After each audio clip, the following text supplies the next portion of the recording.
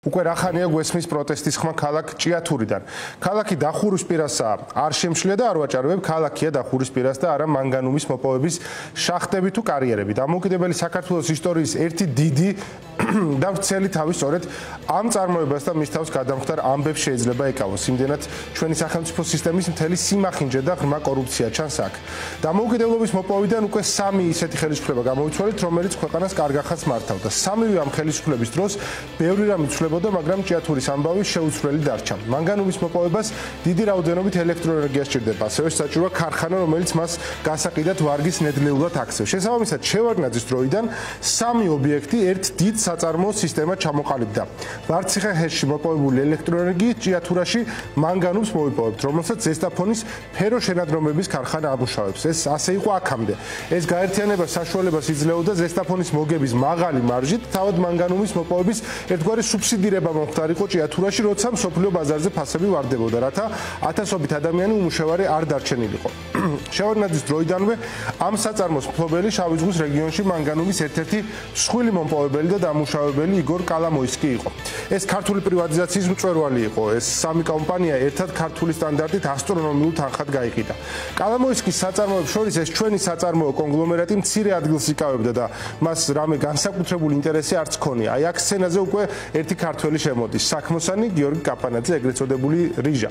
საქმოსანი ეს სიტყვა ალბათ კარგად ახასიათებს ამ კაცის მთელ ცხოვრებასა და ღვაწლს. გიორგი კაპანაძე რიჟა აქ ადგილზე წარმოადგენდა კალამოისკის და წლების განმავლობაში მართავდა ამ კომპანიებს. ბუნებრივია მას ხელისუფლებაში მფარველები სულ ჰყავდა. სხვადასხვა დროს სხვადასხვა, მაგრამ ის ყოველთვის ახერხებდა ნებისმიერ მმართველთან დაალაგებას. იქნებოდნენ შევარდნაძეები, სააკაშვილის გუნდი თუ ბიძინა ივანიშვილი. ის იყო ყოველთვის ადგილზე რეალური მენეჯმენტი. ვამბობთ ზესტაფონს და ჭიათურას, გულისხმობთ რიჟას. ასე აქ საქმე უკვე დიდი ხანია. გიორგი კაპანაძის ჭიათურაში გამოჩენამდე მანგანუმის მოპოვებას რამდენიმე კოოპერატივი აკეთებდა. მათ მერე ეს მოპოვებული სიმდიდრე ჩაჰქონდათ ზესტაფონში, სადაც ქარხანა ამას იბარებდა.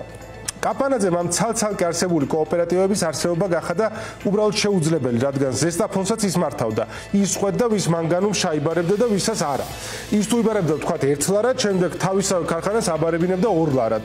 ის 1 ლარი სადდა ჯიბეში. ასე მოექცა ყველანაირი მოპოვება ერთი სისტემის ქვეშ. 2012 წელს ხელისუფლება რომ შეიცვალა, ამ ბატონმა რიჟამ სწრაფი და ეფექტური ხმაურიანი გზით გადაწყვიტა რეჟიმთან დაალაგება და გულზე კამერა ჩამოიკიდა. საკუთარი მეგობარი ამ გზით ჩაწერა და ციხის გზას გაუყენა, ამავდროულად ჩვენებათა მთელი ციკლით მიადგა მთავარ პროკურატურას. აქედან მალევე მსხვილი მწარმოებელი ახალი ინვესტიციის ერთადერთი რეალური წყარო, შესაძლო წყარო კალამოისკი ივანიშვილმა ქვეყნიდან გააწევა. კომპანიებში საგადასახადო შევიდა, კალამოისკის თავად შეექმნა მერე დიდი პრობლემები უკრაინაში და შესაბამისად აქარობას ჩამოსცილდა. თუმცა ქონება დარჩა. ფორმალურად აქ სახელმწიფო მმართველი შევიდა. გიორგი კაპანაძე კვლავ ამ ფულის კეთებაში დარჩა. აქ ქაფივით მოხდილი ფულით მას რუსთავი ორის და სხვა პროპაგანდისტული მედიების დაფინანსება დაევალა. რეჟიმი აქ წლებია ფულს აკეთებს, ამ ფულით აფინანსებს საკუთარ თავსა და მისთვის აუცილებელ ატრიბუტებს. ახლა კი მოუნდათ კიდევ უფრო მეტი ფული გააკეთონ. აქ ერთი აქამდე გაუგონარი და თითქოს ბოლომდე აუხსნელი ამბავი მოხდა ბიძინა ივანიშვილის ფონდმა ქართულ ფული ისესხა ჭიათურ მანგანეზისგან. არ მოგესმოთ, ბიძინამ ისესხა 157 მილიონი ლარი. უცნაური ამბავია ნამდვილად თუ დავიჯერებთ, რომ ნამდვილად სესხთან გვაქვს საქმე და არა ქთამთან, რომელსაც ფურცელზე ვალი დაარქვეს. აი ახლა რა ხდება? რატომ დგას მთელი ჭიათურა ფეხზე? მანგანუმის მოპოვება ძალიან გაძვირდა. შახტებში მუშაობას დიდი ფული მიაქვს, საჭიროა თხრა, გამაგრება, ბიგა, ვენტილაცია, ღია კარიერული წესით მოპოვება ბევრად იაფია, მაგრამ გარემოს გამოუსწორებელ ზიანს აყენებს.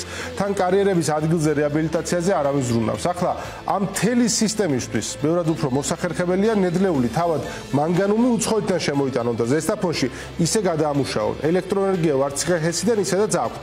ჭიათურა და იქ მომუშავე ხალხი არაფერში აღარ სჭირდება. ჭიათურას ამდენი ხანია რეაბილიტაციის მმართველი ხავს. ქართული წარმოებებისთვის ასე ნაცნობი გაკოტრების დირექტორი მას მალე ჩაანაცვლებს და ყველაფერი სწრაფად მოხდება. ჭიათურა უნდა დაიხუროს. ეს კომპანიები რომ კვლავ მოგებაზე გავიდნენ, ამ მოგებიდან სარგებელი კი კვლავ ბიძინა ივანიშვილმა უნდა ნახოს. იქნებ კიდევ დაშიდეს ფულის სესხება და სხვა მარცხობს, ისევ მშობლიურ ზემოიმერეთს და მის ხალხს მიადგება.